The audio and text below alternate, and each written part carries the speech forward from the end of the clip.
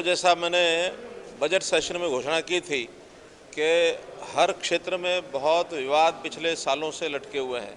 विवादों का समाधान इस नाम से एक जो हमने कार्यक्रम चलाया था, उसमें बहुत चीज़ों का हर विभाग के हिसाब से हम एक कर रहे हैं। तो आज खनन विभाग की ओर से जो विषय आए थे वर्षों से लटके हुए, जो चाहे वो कोर्ट्स में लटके हैं, चाहे डिपार्टमेंट में लटके हैं, ऐसे विषयों के समाधान के लिए कुछ चीज़ें निर्णय की गई हैं। आज उनके जो कॉन्ट्रैक्टर्स थे उनके साथ बैठ करके विचार विमर्श करते हुए और फाइनल निर्णय करके वो सुविधाएं उनको बता दी गई हैं। जैसे विशेष तौर पर इसमें जो ईसी 1 साल के अंदर ली जाती थी और 1 साल तक न मिलने पर बाद में उनके ऊपर लगातार जो डेड रेंट के नाम से और चार्जेस उनको देने पड़ते थे, उसको समाप्त किया है। जो पिछले खाने जो पहले बंद हो चुके हैं या जिनको ईसी लेट मिला था, तो ऐसे उसमें 1 साल का तो पहले प्रावधान था ही, उसके बाद अगला 6 महीने केवल 1% के राशि उनसे ली जाएगी और उसके बाद भी ईसी नहीं मिलती है तो आगे 2% प्रति मास के हिसाब से जब तक ईसी नहीं मिली है उनको तब तक के चार्ज लिए जाएंगे और इसके अलावा कोई डेड रेंट नहीं लिया जाएगा। इसी प्रकार दूसरा विषय है, जो सरेंडर करते थे, सरेंडर के बाद भी जब तक उनको टर्मिनेशन का ऑर्डर नहीं मिलता था वो सालों साल चीज़ें लटकती रहती थी। वो लोग माइनिंग नहीं कर पाते थे, फिर भी उनको किराया देना पड़ता था। लेकिन अब हमने तय किया कि जिस दिन सरेंडर का पत्र दिया गया है या जिस दिन माइनिंग उसने बंद कर दी है, उसके बाद केवल 2 महीने का पैसा ही उनको और देना होगा।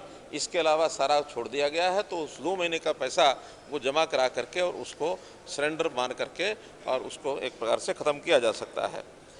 इसके अतिरिक्त जिनको माइनिंग के टेंडर होने के बाद किन्हीं भी कारणों से बाद में उसको एग्रीमेंट नहीं हो पाता या उसको नई माइनिंग मिलती है, तो उसमें पहले 10% तो पहले जमा कराना पड़ता था और उसके बाद 15% 1 महीने के अंदर और भी पैसे देने पड़ते थे। हालांकि उसने माइनिंग शुरू नहीं की है तो फिर भी वो पैसे का देनदार होता था।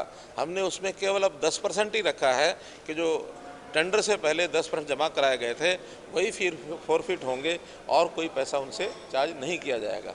इसी प्रकार तीसरा जो विषय है उसके अंदर अपना एरिया वो लोग कम करना चाहते हैं। कई बार बड़ा प्लॉट ऑक्शन में ले लेते हैं, लेकिन किन्हीं कारणों से उस पूरे एरिया को वो माइनिंग के लिए उपयोग नहीं कर पाते थे। कारण बहुत हैं, कहीं फॉरेस्ट है, कहीं लोगों का एतराज़ हो जाता है, कोई और इस प्रकार का कोई एरिया आ जाता है जिसके अंदर उनके लिए संभव नहीं होता है माइन करना। तो अगर 50% से नीचे एरिया वो छोड़ देते हैं तो उसके बाद बाकी बचे हुए क्षेत्र में जितना माइनिंग का स्कोप है 90% से ऊपर वो कर लेते हैं, तो उस प्रावधान के हिसाब से टोटल एरिया का उसका जो पैसा है, जितना उनकी क्वांटिटी मिली है उनको क्वांटिटी के हिसाब से उसको प्रो रेटा कम कर दिया जाएगा, पूरा पैसा उनसे नहीं लिया जाएगा। जिन लोगों ने भुगतान न करने के कारण से जो डिफ़ाल्टर होते हैं, तो ऐसे डिफ़ाल्टर लोगों का भी टर्मिनेशन जो है वो वर्षों वर्ष तक नहीं होता था। अब ये तय किया कि जैसे ही डिफ़ाल्टर हुआ है तो 1 महीने के अंदर 1 महीने के बाद उसको टर्मिनेशन का एक नोटिस दिया जाएगा, सस्पेंड किया जाएगा और टर्मिनेशन का नोटिस दिया जाएगा। उसके 3 महीने के अंदर वो चालू कर सकता है तो कर लेगा, और नहीं तो मैक्सिमम 3 महीने का पैसा ही उससे लिया जाएगा। उसके बाद उसको ऑटोमेटिकली टर्मिनेटेड मान लिया जाएगा।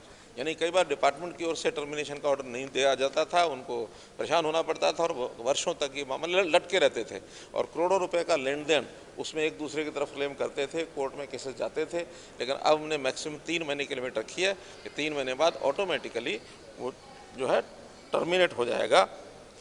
जो लोग 2010 से पहले जिनके ठेके हुए हैं, ऐसे जो विवाद जिनके पड़े हुए हैं, उनसे ये तय किया गया है कि बकाया राशि यदि वो बिना ब्याज के जमा करा दें, जो मूल उसकी राशि है, तो उनसे कोई ब्याज नहीं लिया जाएगा।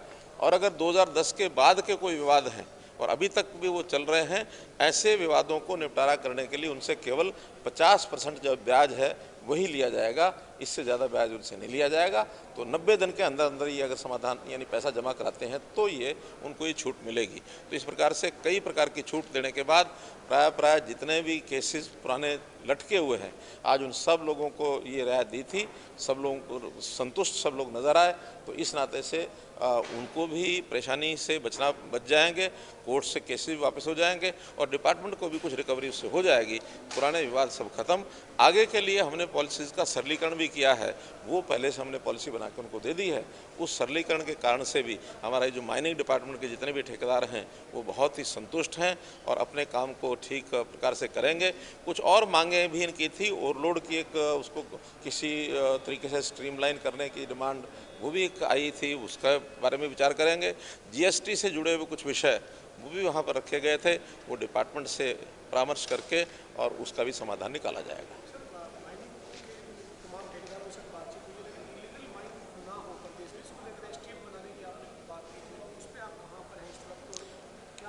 देखिए वो हमारा पुलिस विभाग की ओर से एक हमने टीम बनाई है, transport department, mining department, home department यानी पुलिस विभाग, ये सब मिल करके उस अभियान को चलाए हुए हैं। और पिछले दिनों में हरियाणा के ही नहीं बल्कि राजस्थान से जो ओवरलोडिंग के ट्रक आते थे उनके भी चालान किए गए हैं। कम से कम 25% जो इलीगल माइनिंग है वो मैं समझता हूँ कि वो रोकी गई है और इसको सख्त करेंगे तो इलीगल माइनिंग को समाप्त किया जाएगा, ऐसा हमने सबको कहा।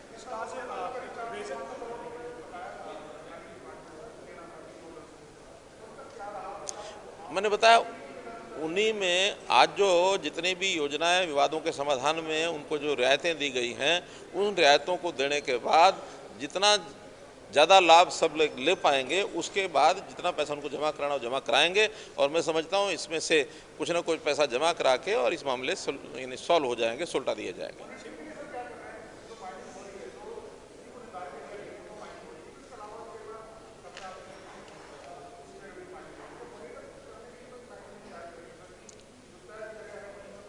माइनिंग डिपार्टमेंट इसमें अलर्ट है और माइनिंग डिपार्टमेंट ने अपने फील्ड के अंदर लोग भी भेजे हुए हैं, उनके बेलदार भी होते हैं, उनके सुपरवाइज़र इंस्पेक्टर सब होते हैं।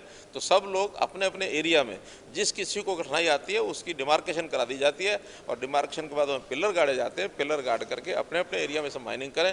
उसके बाहर इलीगल माइनिंग जो करता है उसके ऊपर सख्त जुर्माना पहले भी किया जाता है, आगे भी किया जाएगा।